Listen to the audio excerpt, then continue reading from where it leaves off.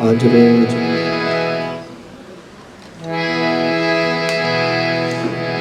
ફરી એક વખત કોઈ પરમ ચેતનાએ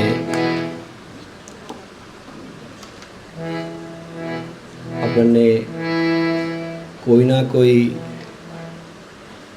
વિશેષ રૂપ સંદર્ભે એકત્રિત થવાની પ્રેરણા કરી અને આપણે સૌ મળ્યા. અને ફરી વખત જ્યારે આવા કોઈ પ્રસંગો આપણને સૌને ખેંચે, મને એવો વિચાર આવતો હતો પિયુષભાઈ કે કોઈ એવા માણસની ભીતરના દેવી તત્વ પોતાની ભીતર પડ્યા હોય, નહીતર કથાઓ, સત્સંગ કે વિવિધ મહાપુરુષો કેટલી જગ્યાએ થતા હોય, પણ આ એવું કહેવાય ને કે ભાઈ આ મળેલા મળે, એવું કહીએ ને આપણે, ત્યારે એવું થાય આ મને બધા આમ આપણાપણું લાગવા માંડ્યું, એમ આમ દિલથી આપણાપણું, કે કેવું સરસ જીવન, એમાંય આપણને સરસ સમજ મળે એવા માધ્યમો આપણી પાસે, કે જેને ખાલી યાદ કરીએ, જેને ખાલી વાગોળીએ, જેનું ખાલી દર્શન કરીએ, જેને ખાલી જોઈએ, જેને ખાલી સ્મૃતિમાં લાવીએ, ત્યાં આપણા બધા દુઃખ દર્દો મટવા લાગે. આવી કોઈ પરમ ચેતનાની કૃપાએ આપણે જ્યારે એકત્રિત થયા હોય ત્યારે માનવ જીવન કોઈના કોઈ સંદર્ભે આપણી ભીતર પડેલી એ શુદ્ધ સત્વગુણયુક્ત ચેતના સૌના અંદર બીજ રૂપે પડેલી જ છે અને હોય જ. પણ એવા કોઈ માહોલ વડે, એવા કોઈ પ્રસંગ વડે જ્યારે આપણામાં જાગૃત થતી હોય, એને આપણે વિશેષ રૂપ થઈ અને સાધના એવું કહેતા હોઈએ, કે જ્યાંથી પણ એ આપણી સત્વગુણયુક્ત ચેતના છે તે જાગૃત થતી હોય તે ક્ષેત્રને આપણી સાધનાનું ક્ષેત્ર આપણે કહીએ છીએ. તો વિશેષ રૂપ કરીને આ બાપુની ઉજવાતી તેરસ, ગામજીરામ બાપુની સ્મૃતિમાં એમની કૃપાથી આપણે આપણી સ્મૃતિમાં એ રહે, એની કૃપાથી આપણી સ્મૃતિમાં એ આપણને રહે, એવા આપણે એની સ્મૃતિમાં છીએ, જેથી લઈ આપણે આપણા જીવનના વિશેષ વિવિધ પ્રશ્નોનો જો ઉકેલ જે પણ કોઈ જગ્યાએથી, જે પણ કોઈ માહોલમાંથી આપણને મળે અને આપણા જીવનને ઉચ્ચ ધ્યેય તરફ લઈ જવાના આપણા પ્રયત્નો એમ કહેવા કરતાં એ દિવ્ય ચેતનાના પ્રયત્નો આપણી ઉપર થતા હોય, ત્યારે આપણે વિશેષ રૂપ થઈને ભાગ્યવાન કહેવાઈએ. આમ તો આજે મેં મેસેજ નાખ્યો હતો ગ્રુપમાં, અવધ ગ્રુપમાં, વોટ્સએપમાં જે છે લોકો કે બુક પેન લઈને આવે, એવું મેં કીધું હતું. એટલા માટે કે મેં એવો વિચાર કર્યો કે આપણે એટલા સમયથી સત્સંગ કરીએ છીએ, મને એવું લાગે છે કે આપણે કંઈક બધા સાંભળીએ છીએ ને આપણને સમજાય છે, કંઈ એવું નથી, પણ પાછું ભૂલાઈ જાય છે. હા કે નહીં, ભૂલાય. બીજું કે તમે કાંઈ નકર તમે તો બધા હો વાતોના જાણકાર છો, પણ તો ભૂલાઈ જાય, બીજું કંઈ. એટલે એટલા માટે મેં બુક પેન લઈને આવવાનું કીધું કે આ ગાદી ઉપર જ્યારે બેસીએ, આ આસન ઉપર, ગાદી કરતાં એને આસન કહેવું જોઈએ, કાં તો ગુરુની ગોદ કહેવી જોઈએ, ગુરુનો ખોળો કહેવો જોઈએ. એમાં જ્યારે હું પણ બેઠો હોઉં અને તમે પણ બેઠા હો, ત્યારે વિશેષ રૂપ થઈને આપણામાં કંઈક સંવાદનું સર્જન થતું હોય. મારે એમ કહેવું જોઈએ કે આપણામાં એ ચેતના પડી તો છે જ, પણ આવા કોઈ પ્રસંગે એ અસ્તિત્વ આપણે ભીતર ઉતરતું હોય, એ ભીતર આપણી અસ્તિત્વ ઉતરે અને આપણામાં વિચારરૂપ થઈને, વાતરૂપ, વાણીરૂપ થઈને પ્રગટ થાય. તો મેં જ્યાં સુધી શાસ્ત્રોને સાંભળ્યા છે, કોઈ સંતો મહાપુરુષોને સેવા છે, ત્યાં સુધી મને એટલી ખબર પડે કે વિચાર છે ને એ માણસનું ફળ છે. માણસની અંદર પ્રગટ થતો વિચાર છે તે માણસનું ફળ છે. તે ફળ જો માણસ ટાઈમે લઈ લે તો સમયે સમયે એનો વિચારમાંથી પોતાના જીવનનું પોષણ થતું રહે. નહીંતર એ વિચાર કેવો છે, આમ વયો જાય અથવા તો ભૂલે. વયો તો ઘડીક ટેક્યો હોય તો આપણે વયો ગયો કહેવાય, પણ આવ્યો ભેગો વયો જાય એવું આપણું અત્યારનું માનસપટ છે. એટલે આપણે એમ કહેવાય કે સંચળ એટલા વ્યગ્ર ચિત્તવાળા થયા કે આપણામાં વિચાર ટકતો નથી.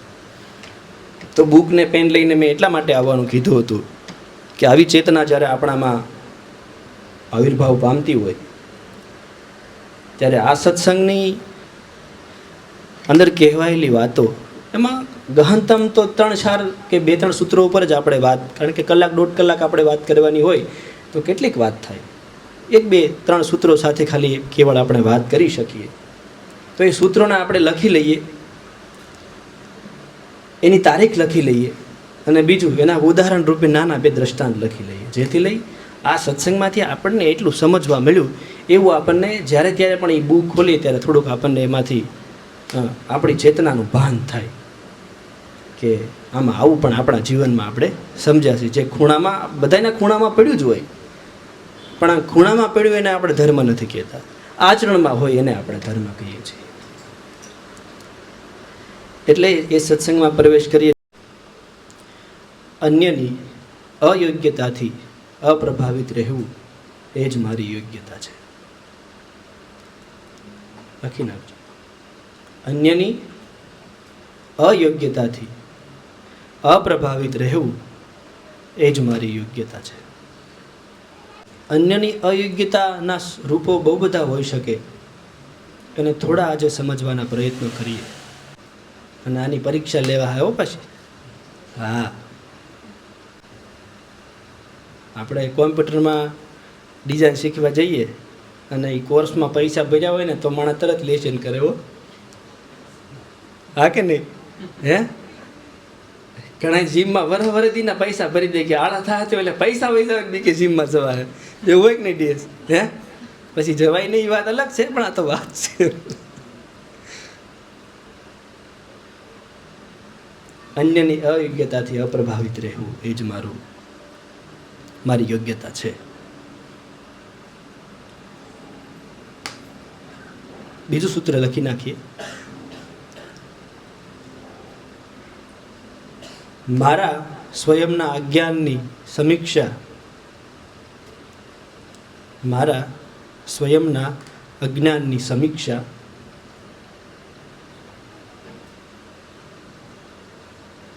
એ જ મારા દ્વારા મારું મૂલ્યાંકન છે. લખાઈ ગયું? મારે આજે સનાતન ધર્મ વિશે થોડા પ્રશ્નો આપની સમક્ષ રાખવા હતા અને પૂછવા હતા. આપણે ભાઈ કયો ધર્મ પાળીએ? હે, સનાતન. આ બાજુ બધાય સનાતન? આ બાજુ હે, નિજ ધર્મ, બીજ ધર્મ. હા, એ સનાતનમાં જ આવે ને. આપણે એમાંથી તો આપણે બધા એક વેલાના તુંબડા, પછી ક્યાં જવું? કા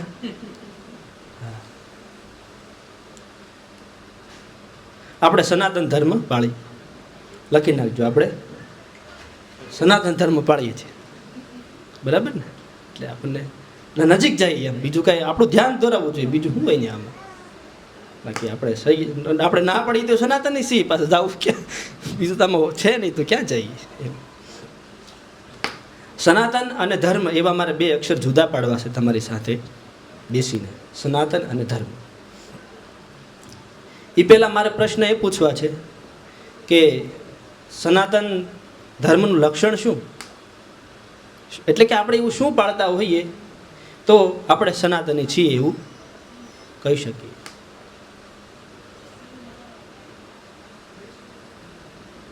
આપણે એવું શું પાળતા હોઈએ તો આપણે એવું કહી શકીએ કે હું ભાઈ સનાતની છું?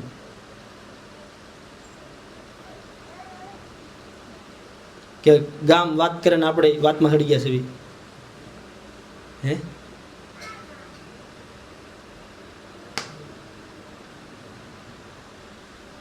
બે જણાને તો કેવું જ પડશે, એમ કે મૂકવાનું નથી. શું કામ? સંવાદ કરવાનો, બીજું કઈ નથી. હે, આપણે બધાને બરાબર, બધા ધર્મોનો સ્વીકાર કરીએ છીએ એવું કહેવાનું થાય છે. એટલે જેમ કે ખ્રિસ્તી, મુસ્લિમ,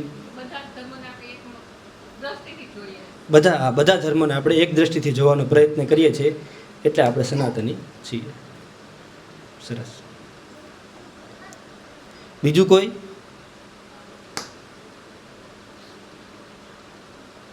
જ્ઞાતિ કેવી ભાઈ તમારી? જ્ઞાતિ કઈ?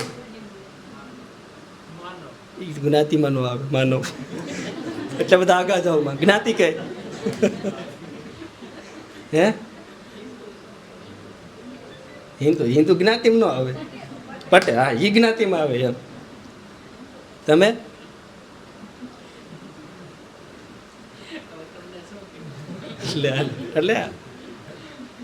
એટલે એમાં આપણને કેમ ક્લિયર હોય ને એમ, પટેલ જ્ઞાતિ કે પ્રજાપતિ જ્ઞાતિ કે કોળીભાઈ કે બ્રાહ્મણ કે ક્ષત્રિય કે આયર, એ જ્ઞાતિ આપણને ક્લિયર હોય.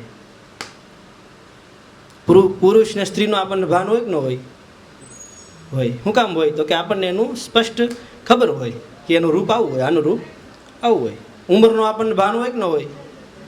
આપણને ઉંમરનું ભાન હોય. એમ જ સનાતન અને ધર્મ, એટલે કે સનાતન ધર્મનું આચરણ, એનું પણ કંઈક એવું જ છે કે જેનું આપણને સ્પષ્ટ ભાન હોય તો આપણે એને આચરીએ, અને આચરીએ તો આપણે એને સનાતન ધર્મી કહી શકીએ, નહીતર નહીં. હવે સનાતનનો અર્થ શું?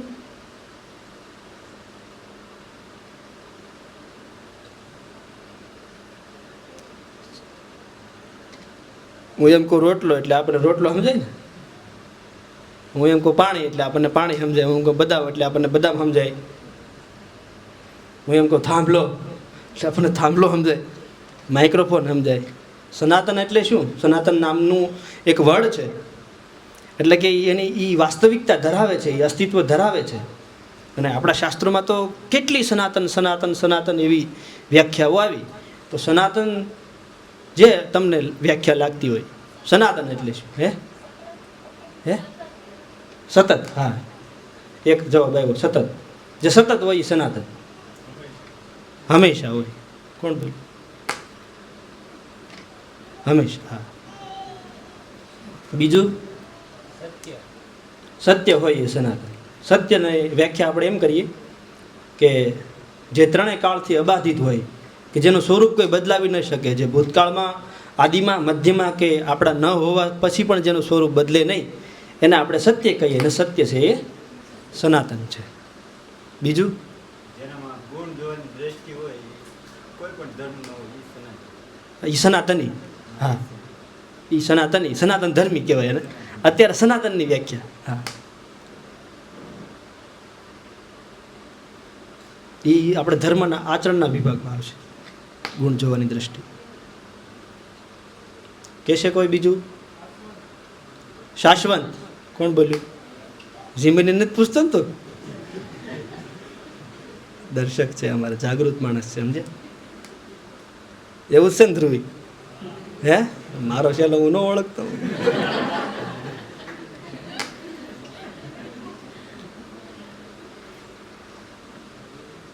શાશ્વત. સનાતન એક વર્ડ છે, એક નામ છે, અને એ અનેક નામો સાથે જોડાયેલો છે. સત્ય, સતત, શાશ્વત, આદિરહિત, પહેલેથી, પુરાતની, કેટલા એના નામ આપી શકાય. પછી વધારે વર્તમાન અર્થમાં લેવું હોય તો સત્ય આતન. સનાતનની જો સંધિના અર્થમાં એને આપણે જો જુદી પાડીએ તો સત્ય આ તન, એટલે કે આ તન વડે જેને મહેસૂસ, એટલે કે જેને ફિલિંગમાં લાવી શકીએ આપણે, જેને આપણે કે રૂહથી આપણને મહેસૂસ થાય, એ અનુભૂતિ સનાતન. કેટલી વ્યાખ્યા આપણે કરી શકીએ. ચટણી કેવી લાગે ભાઈ? હે, એ ચટણીનું સનાતન. રાતે ખાવી તો દિવસે તીખી. છોકરાને ઊંઘમાં જગાડીને ખવડાવી તોય તીખી ને, તીખી. અંધારું કેવું લાગે? હે, કાળું કાળું જ હોય ને, કા અંધારું કાળું કાળું જ ને કે નહીં? એ અંધારાનું સત્ય, એ સત્ય એ અંધારાનું સનાતન. સતયુગમાં અંધારું કેવું લાગે? કાળું. ત્રેતામાં, દ્વાપરમાં, અત્યારે આપણે નહીં હોય ત્યારે તો કે એ સનાતન છે. જેના મૂળતઃ સિદ્ધાંતોથી જેને પરિવર્તિત ન કરી શકાય, જે હોય જ એ સનાતન. એમ બીજો એક ગુણ છે, આપણે જીવના અંશમાં લઈએ તો વ્યાસજીએ આપણને જે દ્રષ્ટિ આપી, જન્મ, પોષણ અને મૃત્યુ. જન્મ, પોષણ અને મૃત્યુ એ અણુથી વિકસિત થયેલા એના અણુની કોશિકાઓ કહીએ ને, અમીબાથી લઈને કહીએ ને કે માણસ સુધીનું જે એની યાત્રા છે ઇવોલ્યુશનની પ્રોસેસમાં, બધામાં એ જ લાગુ પડે. જેમ કે વૃક્ષનું આપણે બીજ વાવીએ અને બીજને એનું પાલન પોષણ થાય એટલે કે પૃથ્વીમાંથી બહાર નીકળે, એને આપણે કહીએ જન્મ. પછી એક કદ સુધી જાય અને એનું ફળ ફૂલ આપે, એનો આપણે કહીએ પોષણ થયું, એ ધારણ થયું. અને એક સમય જતાં એ વળી પાછું ડિસ્ટ્રોય થાય, એનો વિનાશ થાય, એટલે એને આપણે કહીએ મૃત્યુ. એવી રીતે આપણે ગાયનું કહીએ, એવી રીતે માણસનું કહીએ, એવી રીતે માણસના દાંત ઉગવાનું કહીએ, કંઈ પણ કહીએ. શું કહીએ કે જન્મ, પોષણ અને મૃત્યુનો જે આ ક્રમ ચાલતો હોય, એ ક્રમના દર્શનને જે જોઈ શકે, એટલે કે ક્રમ જ જે છે જન્મ, પોષણ અને મૃત્યુનો, એ શું છે? સનાતન. લખી લેજો, લખાય છે ને? હા, હવે તો બુક તમારી હાથમાં રાખજો. તમને એમ લાગે કે યાદ રાખવા જેવું છે, લખવા જેવું છે, એ લખતા જજો.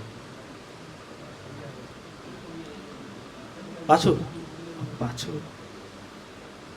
જે શાશ્વત હોય, જે સતત હોય, જે એવું સત્ય હોય કે જે ત્રિકાળથી અબાધિત હોય.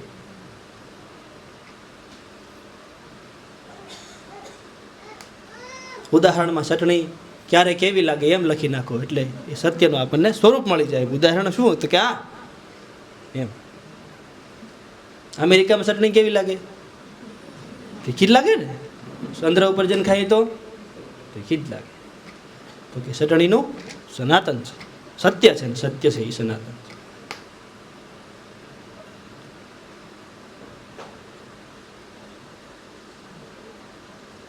બાળક જન્મથી સત્ય વક્તા હોય. આમાં તમારે અસહમતિ બતાવવાની છે, પછી આપણે આ સૂત્ર લખીએ. બાળક જન્મથી સત્ય વક્તા હોય. આમાં કાંઈ અસહમતિ થતી હોય તો બતાવો જયેશભાઈ. બરાબર છે? કોઈ? હા, અહીંયા મને ફોટો પાડવાની તમને પૂરેપૂરી મારા તરફથી હું શું કહેવાય અધિકાર આપ, શું કહેવાય, છૂટી છે. હા, છૂટી આપ, દેશી લઈ લીધું આપ.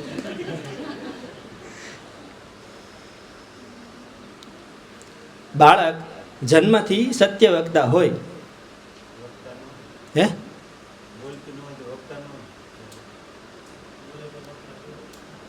નહીં, વક્તા એટલે ખાલી બોલી એવું છે, ડોળા કાઢી આમ વ્યક્ત થયું. વક્તાનો અર્થ થાય વ્યક્ત થવું.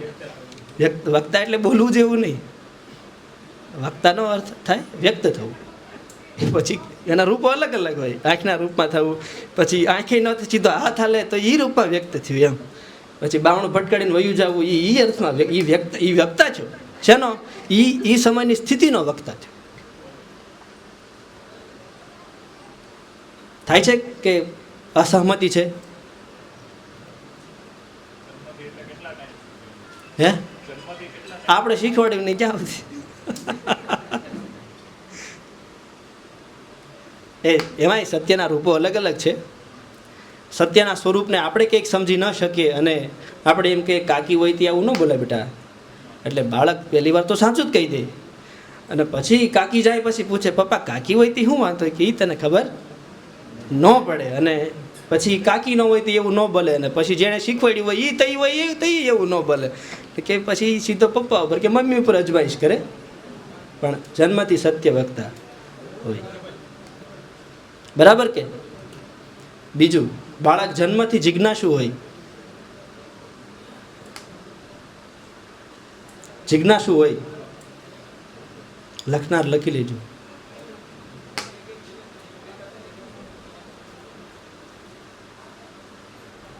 આ સ્ક્રીન ગમે ત્યાં ટાટો લાગે લખી નાખો.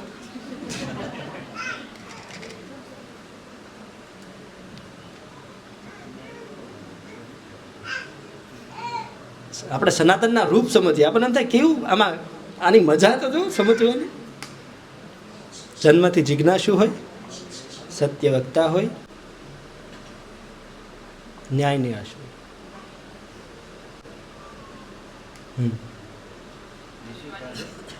એને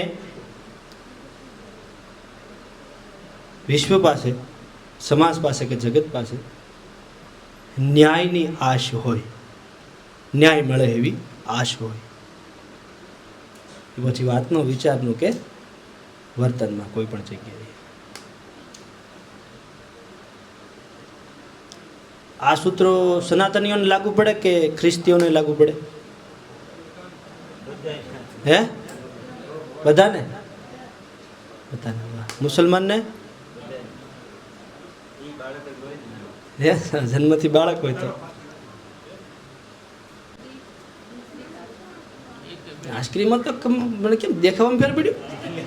લે હાલ તો આઈસ્ક્રીમ છે. ઠીક,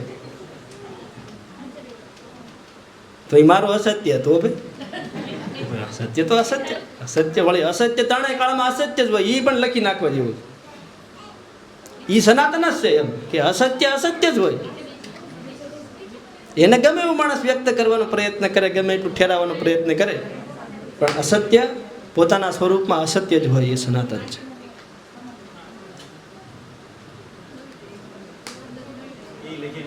હા, એ લખી જ નાખવાનું. એ લખવા જેવું છે. અસત્યની પરખ આપણે સ્વયંની સમીક્ષા કરવી છે. ત્રણેય કાળમાં અસત્ય જ હોય. એ ગમે એવા વ્યક્તિ દ્વારા વ્યક્ત કરવામાં આવ્યું હોય, એ પછી ભગવાન પ્રગટ થઈને કરે તોય વળી એને પ્રમાણો આપ્યા. સતી વૃંદાની સામે એને કપટ કરવાનું થતું હોય, ભલે ધર્મના અર્થે, પણ અસત્યને તો અસત્ય જ કહેવાનું. વાલીને મારવાનો થતો હોય ભગવાનને, તો ભગવાન ત્યાં સ્વીકારે કે આ કર્મ આવું છે, તો હા ભાઈ એવું છે. સહમત કે અસત્યની વાતમાં ગમે એટલું ઢાંકીએ આપણે, એક હશે તો આકરું પડશે, ઢાંકવું કપટનું કામ.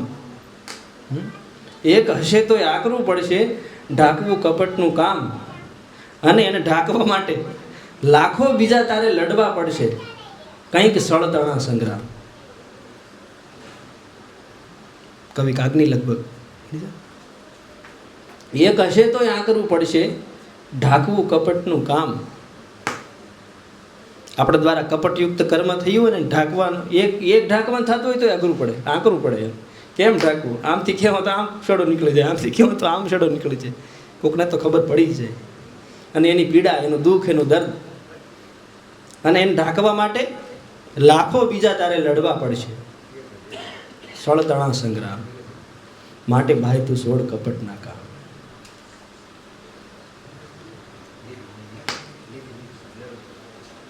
અમારા પ્રફુલભાઈને સ્નેહલબેનને ખવડાવવાનો આગ્રહ બહુ, સમજે તમને મૂળભૂત ધરવી દે, ખવડાવવાનો આગ્રહ એટલે એની વાત ચાલે છે. હા, ભૂખે ભજન ન હોય ગોપાલ. હે?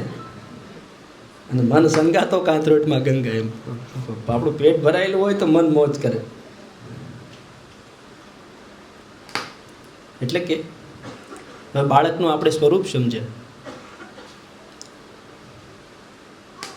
તો જન્મથી સત્ય વક્તા હોય, જિજ્ઞાસુ હોય, એનામાં ન્યાયની આશા હોય, ન્યાયની પ્રિયતા હોય. આ પૃથ્વીમાં બધે હોય. માણસ હોય ત્યાં બધે. કેટલી પૃથ્વીની વસ્તી માણસની? હે? ગણી નહીં. આંકડામાં આપો ને, સરકાર ગણે છે, શું વાંધો આપણને? શિક્ષકો બિચારા ગણિત કરે નકરે, ભણાવવાનો ગાળો નથી રહેતો. હે? 700 કરોડ. કોઈક 700 કે કોઈક 800, એટલા અગણિત હોય ને, થઈ ગયા હોય એટલા તો પાછા 700-800 કરોડ. બધે માણસમાં આવું જ હોય કે? તો આને શું કહેવાય? સનાતનનું એક સૂત્ર. આને કહેવાય સનાતનનું એક સૂત્ર.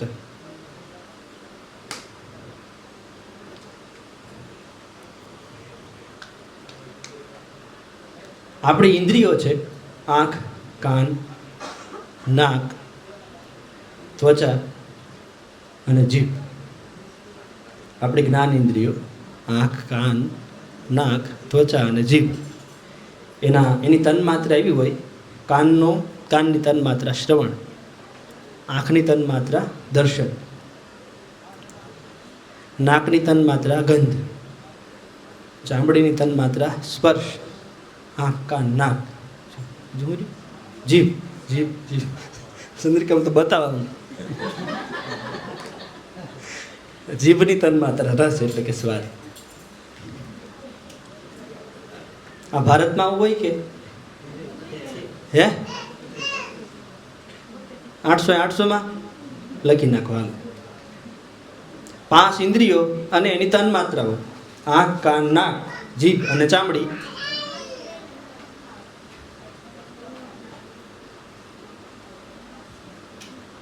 આનાથી એક વસ્તુ આપણને નજરે પડશે, આપણે કઈ જાતના છે.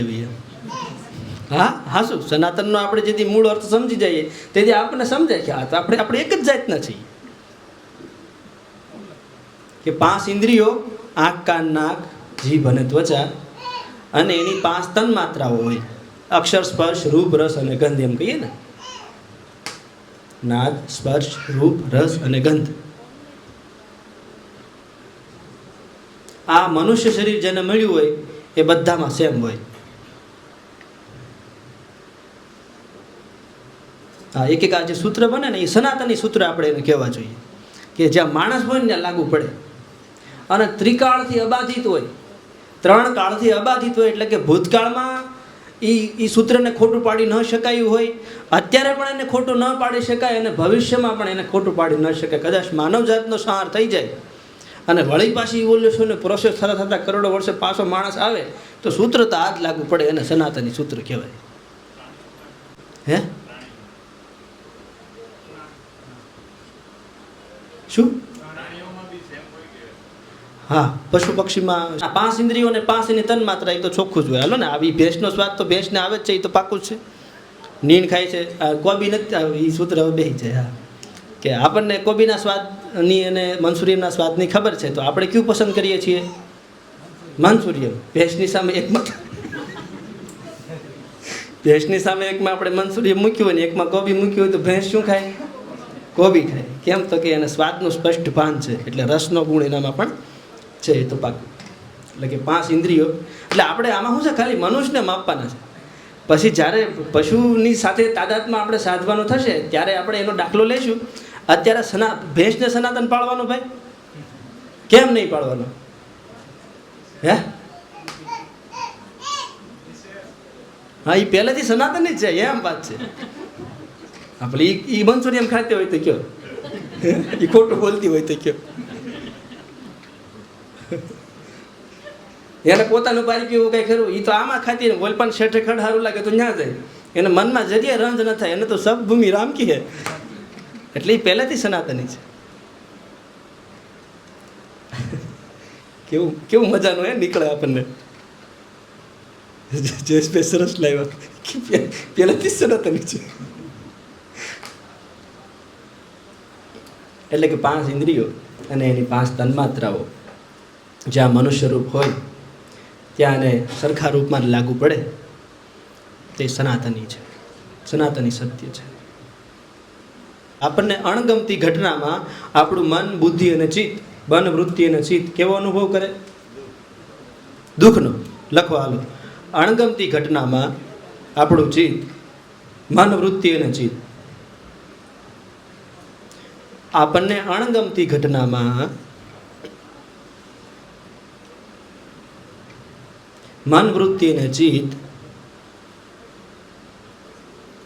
દુઃખનો અહેસાસ કરે.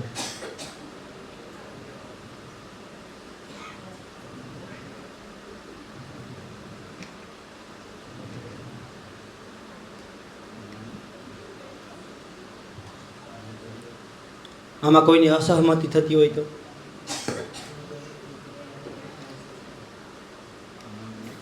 હે જયમીન, તારે કંઈ કેવું હોય તો? દર્શક, તું બેટા વાહે બેઠો, તને જોઉં ત્યાં તો મને ખોટો આવી જાય. તું વાહે, ધ્રુવિક વાહે બેઠો, જેનિલ વાહે બેઠો.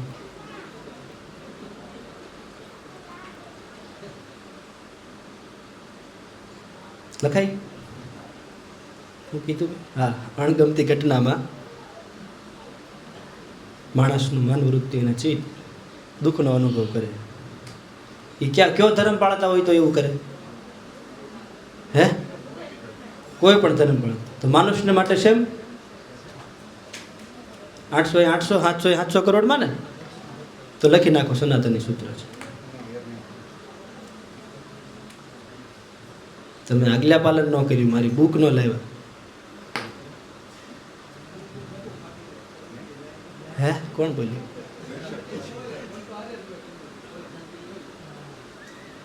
નહીં, તારી વાત સાચી છે, પણ અભ્યાસ કરવામાં ફોન આપણને મેસેજ નોટિફિકેશન આવે તો વાંચતા વાંચતા નોટિફિકેશન વહી જાય, ફોનમાં એ તકલીફ પડે છે. હા કે નહીં? પાછું ઈ છે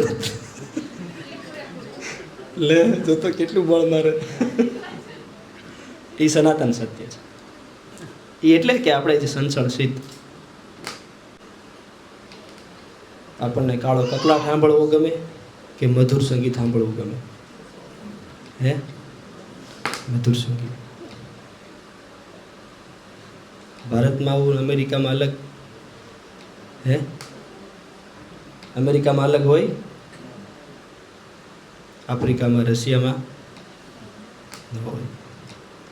તો કે ભાઈ મધુર સ્વર, મધુર સંગીત કર્ણને પ્રિય હોય તે સનાતની સત્ય છે. દુર્ગંધ ગમે માણસને? દુર્ગંધ હોય, ગટરની ગંધ હોય, કોઈને ના ગમે. તો કે સનાતન સત્ય. કોક ગાળ બોલે તો આપણે બોલ્યું તો આપણે કદાચ સાચી લાગે અજ્ઞાનને કારણે, પણ કોઈક ગાળ બોલે તો ન સાચી લાગે. એટલે કે સાંભળવાના અર્થમાં ગાળ સાંભળવી આપણને ન ગમે. અને બોલવાનું પણ કારણ એનું અજ્ઞાન, કાં તો એને કંઈક સામે સ્થિતિ સરખી કરવી છે, તો આપણે પછીનો વિભાગ જોઈશું ત્યારે જોઈશું. પણ અત્યારે આપણે ખાલી મારે આજે સ્પર્શ કરવો છે સનાતન અને ધર્મને અને એના આચરણને. એટલે કે સનાતની સૂત્રો મનુષ્ય શરીરમાં એક સરખા લાગુ પડે, અસ્તિત્વમાં પણ સનાતની સૂત્રો એક જ સરખા લાગુ પડે. અસ્તિત્વના સૂત્રો કયા? આ તડકો હોય, તડકો ભાઈ, એ શું કરે? આપણા શરીરને ગરમી આપે, તપાવે. અમેરિકામાં, આફ્રિકામાં ગરમી ચાલે. તો કે ભાઈ અસ્તિત્વ ની અંદરથી પડતો તાપ એ કોઈ પણ જગ્યાએ ગરમી જ આપે, એ સૂત્ર સનાતન સૂત્ર છે. અસ્તિત્વનો બીજો ગુણ લઈએ, પ્રકાશ. પ્રકાશ શું આપે? અંજવાળું. બધાય માણસને ને અમેરિકામાં, આફ્રિકામાં, સતયુગમાં અંજવાળું જ આપે, દ્વાપર ત્રેતામાં અંજવાળું જ આપે. એટલે કે અસ્તિત્વમાં પ્રકાશનો સનાતની સત્ય છે કે અંજવાળું જ આપે. જળ છે તે પોતાનો રસનો ગુણ તે અસ્તિત્વમાં સેમ જ હોય, અસ્તિત્વના નિયમ પ્રમાણે. પૃથ્વીનો ગુણ, પોતાની ધીરતા, એ અસ્તિત્વમાં સરખો જ હોય. ધરતી આપણું ધન છે, ધરતી આપણું જીવન છે, એ અસ્તિત્વમાં સરખું જ હોય. એટલે કે આ સૂત્ર અસ્તિત્વને માટે સનાતની સૂત્ર છે, ને આપણે એ સૂત્રને પરખીએ છીએ એટલે આપણા માટે પણ એ સૂત્રો સનાતની થઈ પડે. કેમ? તો કે 3 કાળથી એ અબાધિત હોય. એમ જ માનવ શરીરના કંઈક સૂત્રો છે જે સનાતની સૂત્રો છે. આપણે ભારતમાં રહીએ તો આંખથી આપણે શું કરીએ? જોઈએ. અમેરિકામાં હોઈએ તો મુસલમાન ધર્મ પાળતા હોઈએ તો, ખ્રિસ્તી તો કે આંખનું શરીરના અર્થમાં સનાતની સૂત્ર છે કે આંખ જોઈએ જ આપે, આંખ જોવાનું કામ કરે, નાક સૂંઘવાનું કામ કરે, કાન સાંભળવાનું કામ કરે, ચામડી સ્પર્શ કરવાનું કામ કરે, પગ ચાલવાનું કામ કરે, હાથ પોતાનું કર્મ કરવાનું કામ કરે. આ સૂત્ર સનાતની સૂત્ર છે. એટલે કે આ સૂત્રોનો હવે તપાસ કરી, બધા સૂત્રો જોઈ લેવાના. સત્ય છે, હા સત્યના અર્થમાં બેસે છે તો જ એ સનાતની સૂત્ર છે. શાશ્વત છે, એનું સહ અસ્તિત્વવંત છે, શાશ્વત. જ્યારે ત્યારે પણ તમે એને મહેસૂસ કરો ત્યારે તમને સત્યના અર્થમાં જ, અત્યારના વર્તમાન અર્થમાં જ આપણને અનુભૂતિ આપે, એટલે કે શાશ્વત છે. આ સૂત્રો માનવે ઘડ્યા. આંખથી જોવાના, કાનથી સાંભળવાના, સાંભળીથી સ્પર્શ કરવાના, તાપને તપાવવાના, પવનને પોતાની ગંધનું વહન કરવાના, પાણીને પોતાના રસના. માણસે બનાવ્યા સૂત્રો? ના. ક્યારથી છે? પહેલેથી, એટલે કે આદિથી. તો કે આ સનાતન કેવો છે? તો કે પહેલેથી છે, આદિથી છે. કાંઈ ન હતું ત્યારથી છે, જ્યારથી અસ્તિત્વમાં આવ્યો ત્યારથી જ સૂત્રો છે. એટલે કે સત્ય છે, શાશ્વત રૂપ છે, નિરંતર છે. નિરંતર એટલે શું? સતત હોય. મારા મૃત્યુ પામી જવાથી 5 ઘડી સૂત્ર એ બદલી જાય, દુઃખમાં આવી જાય તો પોતાના ગુણધર્મ ભૂલી જાય, એવું એ ના કરે, એટલે એ નિરંતર છે. આપણને મહેસૂસ થાય છે, શાશ્વત છે, સત્ય છે, નિરંતર છે, 3 કાળથી અબાધિત છે, એવું સત્ય સ્વરૂપ છે. સત્ય આ તન, મેં એમ પણ કીધું કે આ તનના અર્થમાં આપણે જ્યારે એને મહેસૂસ કરીએ ત્યારે મહેસૂસ થાય જ. એ શરીરના અર્થમાં, અનુભૂતિના અર્થમાં વ્યક્તિને જ્યારે અનુભૂતિ થાય, ત્યારે અનુભૂતિ માણસને એના મૂળ સ્વરૂપ, એના આ સૂત્ર એના મૂળ સ્વરૂપની જ એને અનુભૂતિ કરાવે. એ અર્થમાં અનુભૂતિ પણ સનાતન છે. અનુભૂતિ સનાતન. માન્યતા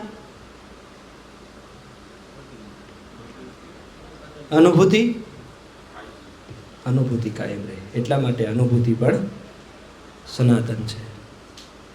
તો આપણે સનાતનની અનુભૂતિ કરીને સનાતની છીએ કે માનીને સનાતન છીએ? હે? અને માનીને સનાતની છીએ એટલે અન્યની અયોગ્યતાથી પ્રભાવિત થઈ અને આપણે અયોગ્ય બનીએ છીએ. કેમ બનીએ છીએ? તો એના પ્રમાણ જોઈએ આપણે. વર્તમાન સમયમાં રાજનીતિ તરફથી હોય કે અમારા ક્ષેત્ર એટલે કે ધર્મ ક્ષેત્ર તરફથી હોય, એ કોઈ રામના નામનો એજન્ડો લઈને, કોઈ હનુમાનના નામનો એજન્ડો લઈને, કોઈ દેવી દેવતાના નામનો એજન્ડો લઈને માણસના મનને એવો ભ્રમ પેદા કરાવે કે આ પાળો તો તમે સનાતની કહેવાઓ, કે આ પાળો તો આપણે સનાતની કહેવાય, આ નથી પાળતા એ કેવા છે? વિધર્મી છે. એવું જ્યારે કહે ત્યારે મેં આપેલા આ સૂત્રો, એ સૂત્રો જો એની સાથે મેચ થતા હોય તો એ કહેનાર માણસ સનાતની છે, અને જો એમ સૂત્ર સેટ નથી થતા, મેચ નથી થતા, તો એ સૂત્રો અસનાતનીય છે. જો આ સૂત્રોને આપણે આપણી બુદ્ધિમાં, આપણા મનમાં, આપણા ચિત્તમાં, આપણી વૃત્તિમાં એનો સાક્ષાત્કાર કરીએ આપણી બુદ્ધિમાં, તો સામેનો માણસ અયોગ્ય છે, એની અયોગ્ય વાત છે, એનાથી આપણે પ્રભાવિત નહીં થઈએ. ક્યારે? આ સૂત્રોની શાશ્વતતા, એની વાસ્તવિકતા, એના સત્ય મૂલ્યોને જોશું, જાણશું તો. નહીંતર કોઈક રામના નામના નામે આપણને સનાતનીઓ એવું કહી અને બીજા સાથે ઝઘડો કરાવી દે, એ બેઠા છે. હા કે નહીં? સ્પષ્ટ દાખલો છે ને. કેટલી આપણે આસ્થાઓ તૂટી છે રામ મંદિરને લઈને. હમણાં આપણે જે સમાચાર સાંભળ્યા, વર્તમાન સત્ય છે કે દાન પેટીમાંથી આપણું દાન કરેલું દાન ચોરી થતું હતું. હે? કેમ? આપણે અયોગ્ય માણસની અયોગ્ય વાતોથી પ્રભાવિત થયા અને આપણને એમ થયું કે આપણે તો રામ મંદિર બનાવ્યું એટલે સનાતની થઈ ગયા. મંદિર બનાવવાથી સનાતની થવાય?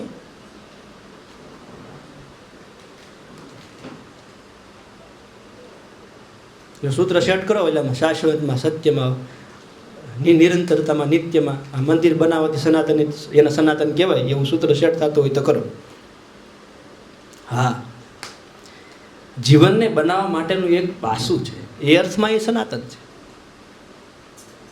પણ ઝઘડો કરાવવાના અર્થમાં હોય તો સનાતનની મૂલ્ય નથી. શા માટે? તો કે માણસની ભીતર મૂળ પડેલો ગુણ જે છે તે કરુણાનો અને દયાનો છે. આ સૂત્રનું હું સાપેક્ષ કરું, લખી નાખો. માણસના સ્વભાવની અંદર મૂળ પડેલો ગુણ દયા, કરુણા અને પ્રેમનો છે. એમ કરો ને,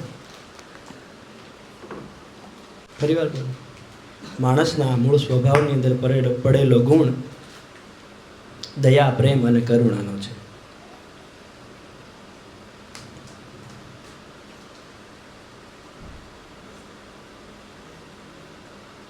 ક્રોધ કેટલી ઘણી કરી શકો તમે? સૂત્રને સાપેક્ષ કરીએ આપણે. સૂત્રને આપણે સાપેક્ષ કરીએ, આમ મહેસૂસ કરવાનો અનુભૂતિમાં લાવવાનો પ્રયત્ન કરીએ, જેથી લઈને સનાતની સૂત્ર છે કે નહીં એને આપણે તપાસી શકીએ, આપણે જાતે ટેસ્ટર મારી શકીએ, ચેક કરી શકીએ કે આ સૂત્રમાં પાવર આવે છે કે નહીં. તમે ક્રોધિત કેટલી ઘણી રહી શકો? હે, ઘડીક વાર. સુંદરિકાબેન તમે? એ તો હસુભાઈને પૂછવું પડશે મારે. ઘાસેઠ કેટલી ઘણી પિયુષભાઈ ક્રોધિત રહી શકીએ આપણે? ક્ષણિક, ઘડીક. કોઈ આખો દી રહે એવું ખરું? થઈ દે ખૂટી જાય માણસ, એટેક મરી જાય.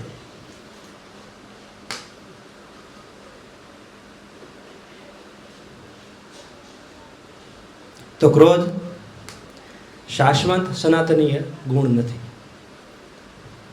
ક્રોધ શાશ્વત સનાતનીય ગુણ નથી. પ્રેમ કેટલી ઘણી કરવો ગમે? સતત. કોક આપણને કરે તો એ ગમે ને? કેટલી ઘણી કરે તો? સતત કરે. કોક આપણી પર કરુણા કરે કેટલી ઘણી ગમે? રાયડું નાખે તો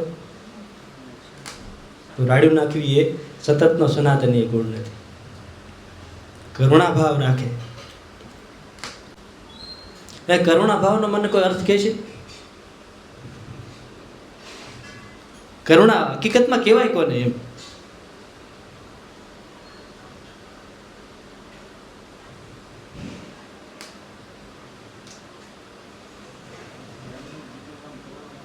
હે નહીં, એટલે એ એકબીજાના સંદર્ભે જ હોય, પણ તો કરુણા મુદ્દો અલગ છે, દયા અલગ છે. દયા ખાવી પડે, દયા ખાવાની હોય, કરુણા નહીં. કરુણા તો તમે એમ કહેતા હોય કે પ્રેમ ને કરુણા. હા,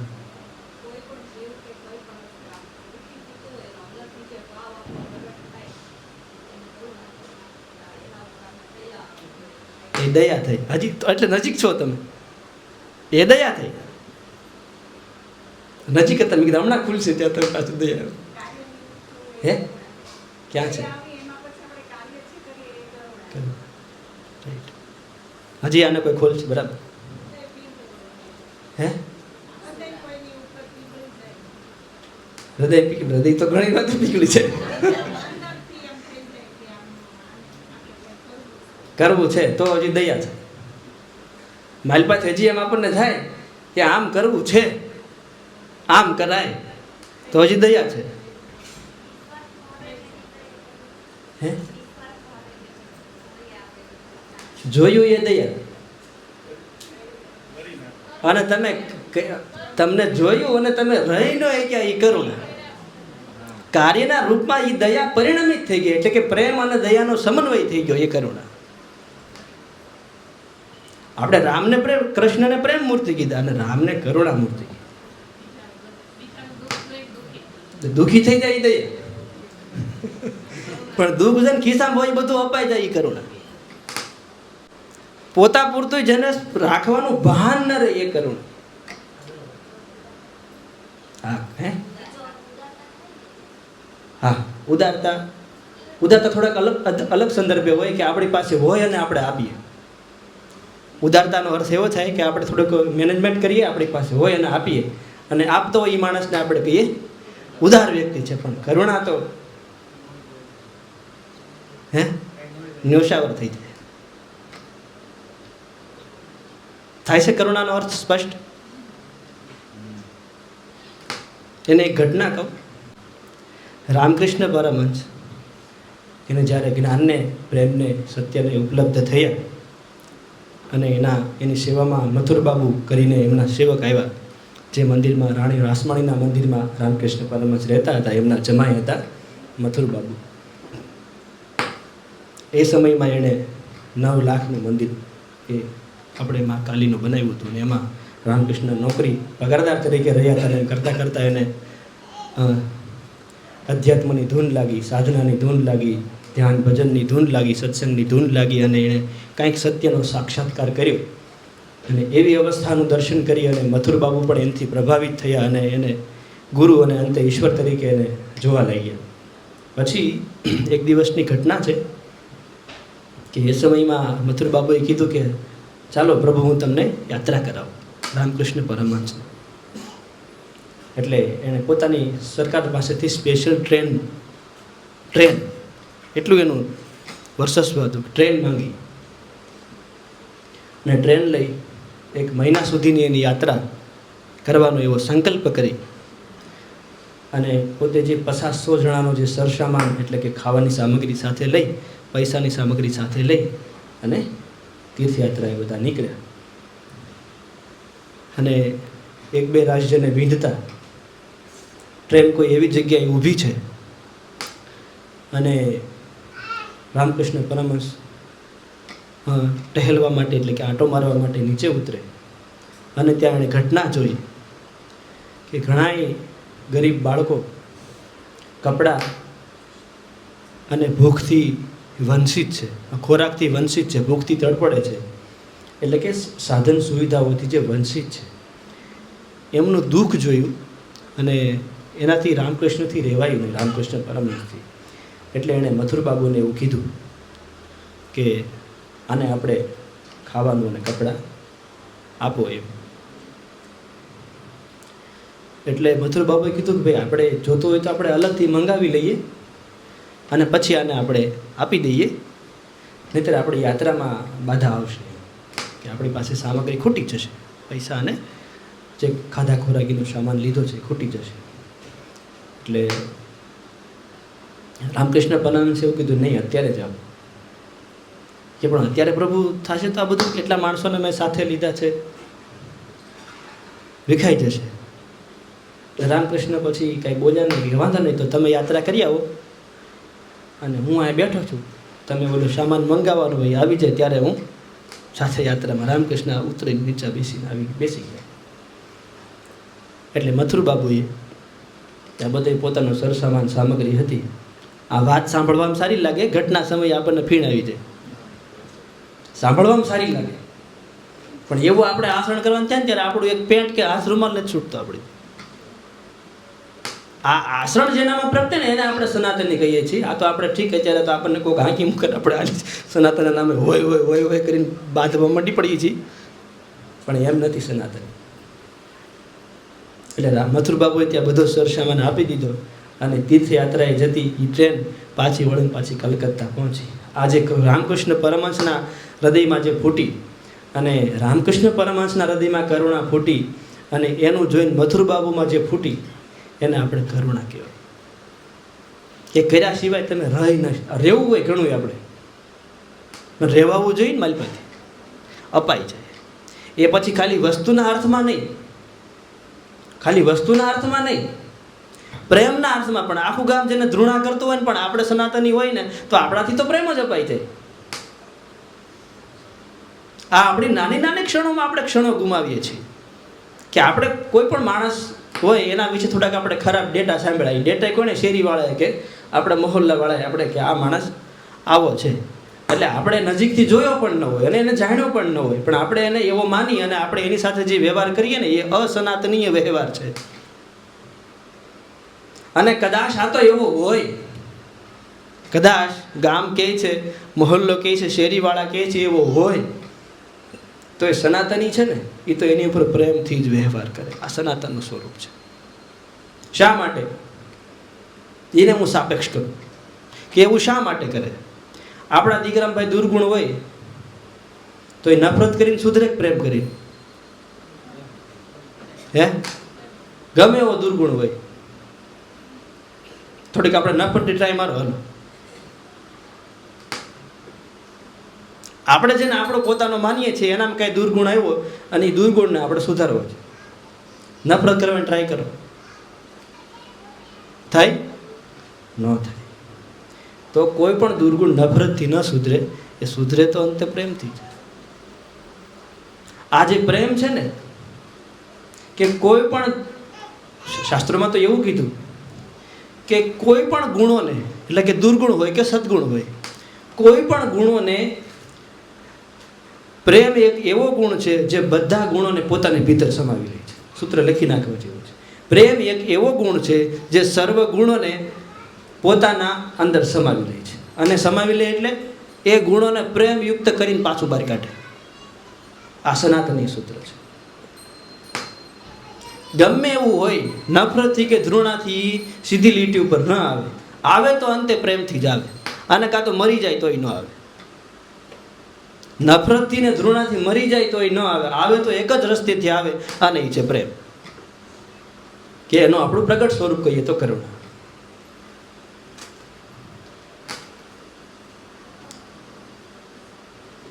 આ સનાતની સૂત્રોને હવે આપણે પાછા મૂળ વાત ઉપર, સમય ઓછો છે તો, કે અન્યની અયોગ્યતાથી આપણે અપ્રભાવિત રહીએ એ જ આપણી યોગ્યતા છે. અને અન્યની અયોગ્યતાથી આપણે જો પ્રભાવિત થઈ જઈએ છીએ તો આપણે એક એવા અયોગ્ય વ્યક્તિત્વને માલપાથી ઘડીએ છીએ જે ક્ષણે અને ક્ષણે, ઘડીએ અને પોરે અસનાતનીય સંતતિને ઉત્પન્ન કરે છે. ફરીવાર કહું છું કે અન્યની અયોગ્યતાથી આપણે પ્રભાવિત થઈ જઈએ. અયોગ્યતાથી ક્યારે પ્રભાવિત થઈએ? આપણને યોગ્ય અયોગ્યનું ભાન ન હોય ત્યારે. એને સનાતનીય સૂત્રો તરીકે આપણે એને સમજે ને. આ સનાતનની મેં જે સૂત્રો આપ્યા એ તો ખૂબ ટૂંકા અર્થમાં આપ્યા, આપણે એનો વિસ્તાર કરશું ધીમે ધીમે. પણ અન્યની અયોગ્યતાથી જ્યારે આપણે પ્રભાવિત થઈએ ત્યારે આપણે એક એવા અયોગ્ય વ્યક્તિ બનીએ છીએ કે જે આપણે ક્ષણે ને ક્ષણે આપણા વાત, વિચાર અને વર્તનમાં અયોગ્ય સંતતિને સતત જન્મ આપીએ છીએ.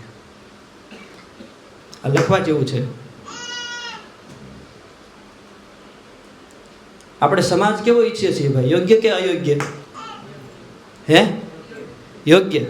યોગ્ય સમાજનું નિર્માણ ક્યાંથી શરૂ થાય? હે, આપણા પોતાથી. બીજું કઈ?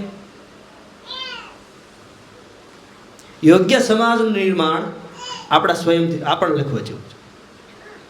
યોગ્ય, અયોગ્ય અને યોગ્ય, એમાં યોગ્ય સમાજનું નિર્માણ મારા સ્વથી શરૂ થાય. શું કામ? હું સમાજનો અભિન્ન અંગ છું. સૂત્ર લખાયું. અત્યારે આપણી સાથે આપણી સનાતનની વાત થઈ, ધર્મની વાત બાકી રહી. બરાબર? આપણે હવે આગલા સમયે ધર્મની વાત, આપણે આપણા ધર્મ સંભાળ પૂરું કરશું.